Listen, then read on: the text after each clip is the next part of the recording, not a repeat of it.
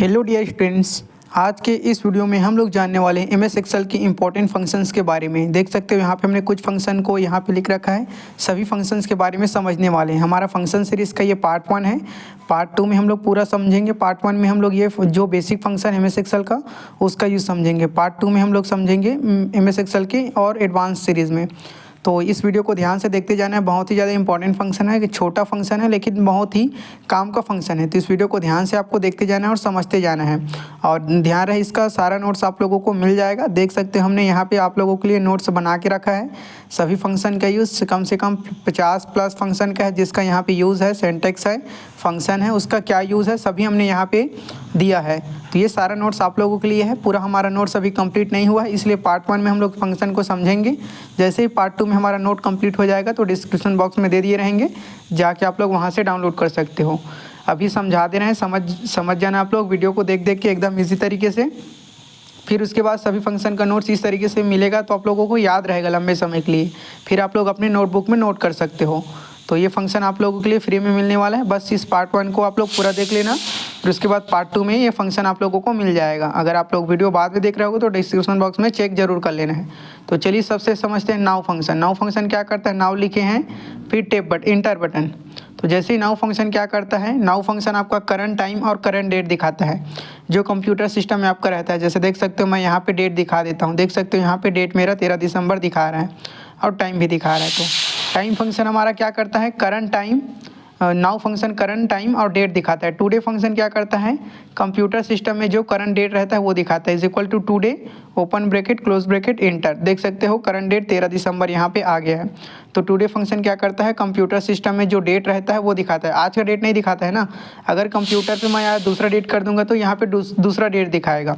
तो टुडे क्या करता है, कंप्यूटर सिस्टम में करंट डेट दिखाता है, जो डेट रहता है। डेट फंक्शन क्या करता है, is equal to date. Year लिखना पड़ता है, मंथ लिखना पड़ता है, फिर हम लोगों को डे लिखना पड़ता है। तो यहाँ पे दिखाता है, देख सकते हो मैं ईयर लिख लिया, डे लिख लिया, फिर उसके बाद मंथ लिख लिया, इंटर किया तो डेट आ गया। इसमें लिखना पड़ता है। और ईयर फंक्शन में क्या करेगा, is equal two year function. Is equal two year function क्या करता है, और सीरियल नंबर पे मैं आज का डेट जो निकाला हूँ यहाँ से डे वाले फंक्शन इसको सिलेक्ट किया, इंटर। तो देख सकते हो आज के डेट में से ईयर बाहर निकल के आ गया। कुछ ऐसा काम करें जिसमें ईयर बाहर निकालने का फंक्शन है तो ईयर फंक्शन का यूज़ करेंगे। सेम उसी तरीके से आपका मंथ फंक्शन काम करेगा। इस मंथ को मैं सिलेक्ट किया, इस डेट को, तो उसमें से जो मंथ था 12 मंथ वो बाहर निकल के आ गया।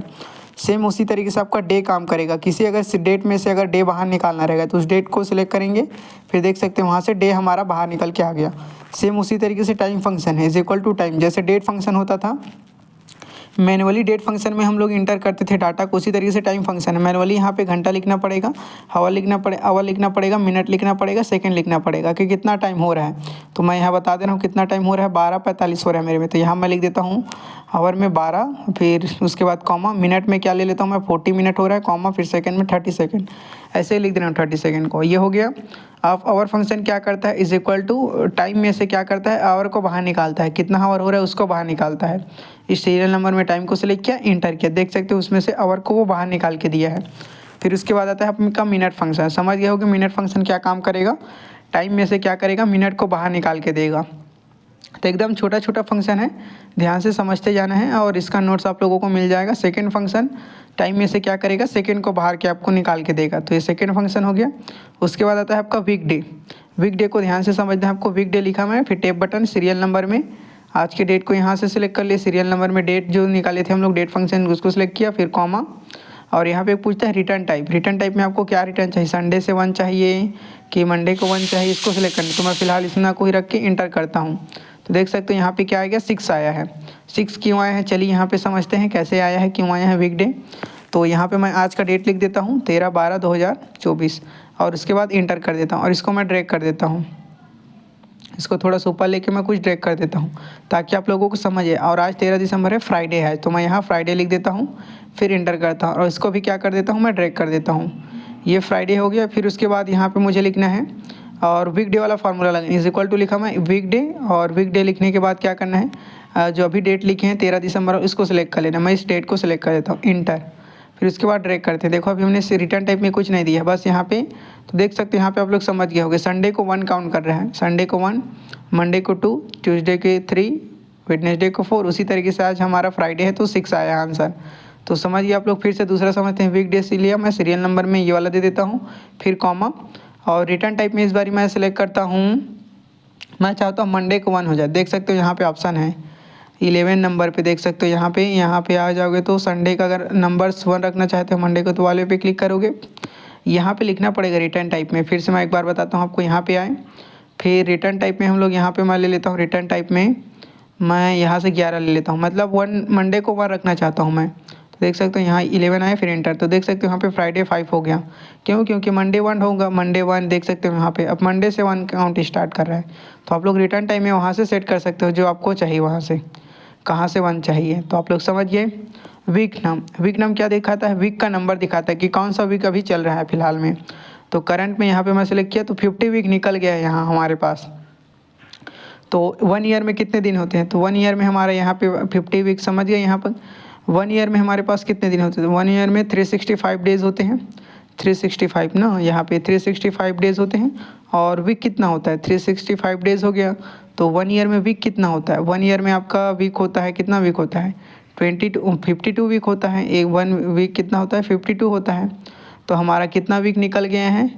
तो हमारे पास जो है 50 वीक निकल गया है, बाकी 2 वीक और बचा हुआ है। तो वही है वीक नम क्या दिखाता है? वीक का नंबर दिखाता है कि कितना वीक निकल गया है। तो 50 वीक निकल गया है, 2 वीक और बचा हुआ है। तो वही है मैक्सिमम, आप लोग जानते हो इज इक्वल टू मैक्स लिखना है। और यहाँ से मैंने एक टेबल बना के रखा है, इस टेबल में से जो बड़ा नंबर हो यहाँ पे आ जाए। तो इंटर देख सकते हो 49 यहाँ पे आ गया। और उसके बाद मीन इस टेबल में से जो मिनिमम वैल्यू है, छोटा नंबर वो निकल के आ जाए। तो 12 है। और काउंट क्या करता है? नंबर्स को काउंट करेगी। इस टेबल में जितना भी नंबर है वो काउंट होके आ जाए। तो जितना में भी नंबर रहेगा वहाँ पे वो क्या हो जाएगा? काउंट होके आ जाएगा। इतना को मैं सेलेक्ट किया, इस वाले रेंज को, और देख सकते हैं यहाँ से मैं सेलेक्ट किया और इंटर करता हूँ तो काउंट कर देगा जितना नंबर रहेगा। और इंटर करते हैं, आंसर क्या आएगा? 14। काउंट कर लेते हैं 1 2 3 4 5 6 7 8 9 10 11 12 13 14। तो हमारे पास कितना नंबर है? 14 नंबर है। तो यहाँ पे आंसर हमारा आ गया 14। अब उसके बाद हम लोग लगाते हैं काउंट ए फंक्शन क्या करता है? नंबर और टेक्स्ट दोनों को काउंट करता है। देख सकते हो यहाँ पे नंबर को भी काउंट किया है और टेक्स्ट को भी काउंट किया है। काउंट ब्लैंक फंक्शन क्या करता है? खाली सेल को काउंट करता है कि इस रेंज में से जिस रेंज को आप सेलेक्ट करोगे, यहाँ पे रेंज पूछ रहा है, जिस रेंज को हम लोग सेलेक्ट करेंगे उस रेंज में से कितना खाली सेल है। तो यहाँ से मैं फर्स्ट वाले टेबल को मैं रेंज दे देता हूँ यहाँ पे। तो आप लोग समझिए काउंट ब्लैंक नाम से स्पष्ट है, ब्लैंक मतलब कि खाली सेल को काउंट करना। सेलेक्ट किया, इंटर। तो और इंटर जैसे ही करेंगे देख सकते हो यहाँ पे कोई खाली नहीं है। किसी को मैं खाली कर देता हूँ, इसको सेलेक्ट किया, हटा दिया, फिर खाली, एक खाली सेल हो गया, एक और सेल को मैं खाली कर देता हूँ, ये इंटर। तो देख सकते हो हमारा काउंट ब्लैंक कितना हो गया? 2 हो गया, 2 सेल खाली है।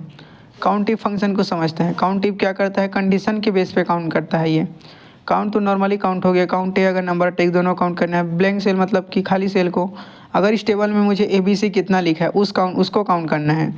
ये मेरा टेबल है, वहाँ पे उसमें ABC कितना लिखा है उसको काउंट करना है। तो आपको क्राइटेरिया हो गया एक, तो क्राइटेरिया के बेसिस पे काउंट करेगा काउंट इफ फंक्शन। तो चलिए समझते हैं।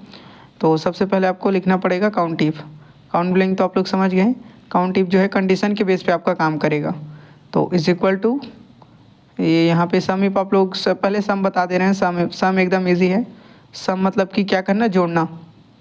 सम इफ को तो समझेंगे, सम इफ को बाद में, पहले सम को समझ लेते हैं। सम का इस टेबल को सिलेक्ट किए, फिर इंटर कर दिए। तो देखो सम हो क्या आ जाए, मतलब जितना भी उसमें नंबर वो जुड़ के आ गया। फिर उसके बाद हम लोग देख लेते हैं काउंट इफ को। काउंट इफ क्या करता है? काउंट करने का काम करता है। Is equal to count if लिखना है, सम इफ नहीं। Is equal to count if, is equal to count if. Tab button, range में क्या करना है? पूरे रेंज को सिलेक्ट कर लेना है, फिर कॉमा देना है। कॉमा देने के बाद क्या करना है? क्राइटेरिया क्या रहेगा हम लोगों को? किसको काउंट करना है? ABC को काउंट करना है। तो यहाँ मैं डबल कोट्स लिया, शिफ्ट के साथ डबल कोट्स, फिर ABC, फिर इंटर। तो ABC कितना है? 1 2 3। तो यहाँ पे 3 ABC आ गया। तो आप लोग समझ गए।